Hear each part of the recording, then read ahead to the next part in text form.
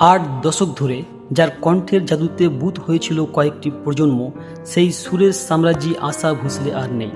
গত কয়েক ঘন্টা ধরে যে দুশ্চিন্তার কালো মেঘ জমেছিল কোটি কোটি ভক্তদের মনে, শেষ পর্যন্ত সেই আশঙ্কাই সত্যি হলো।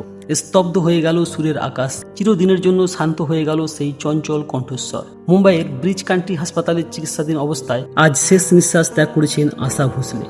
শনিবার রাতে হঠাৎই শারীরিক অস্বস্তি অনুভব করায় আশাজিকে তড়িঘড়ি হাসপাতালে ভর্তি করা হয়েছিল। ফুসফুসের সংক্রমণ এবং বয়সের ভারে তার শরীর দুর্বল হয়ে পড়েছিলেন। চিকিৎসকদের একটি বিশেষ দল আপ্রাণ চেষ্টা করেছিলেন তাকে সুস্থ করে তোলার। মাঝপথে তার নাতনির পক্ষ থেকে আশার বাণী শোনা গেলেও শেষ রক্ষা হলো না তার। বয়স 92 এর কোঠায় পৌঁছে গানের জগতের এই মহিরুহু পাড়ি দিলেন না ফেরার দেশে। বলিউড থেকে শুরু করে টলিউড সবখানেই আজ শোকের ছায়া।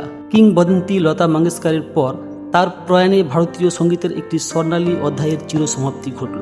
আশা ভোসলে শুধু একজন গায়িকা ছিলেন না, তিনি ছিলেন কয়েক প্রজন্মের আবেগের নাম। তার কণ্ঠের সেই চঞ্চলতা, সেই বিষণ্ণতা কিংবা প্রেমের সেই গভীরতা আজ সবই ইতিহাসের পাতায় ঠাঁই নিল।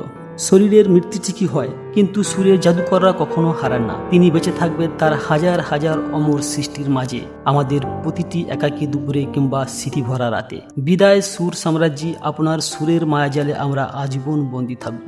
যেখানেই থাকুন শান্তিতে থাকুন। সঙ্গীত জগতের এই নক্ষত্র পতনে আমরা গভীর শোকাহত।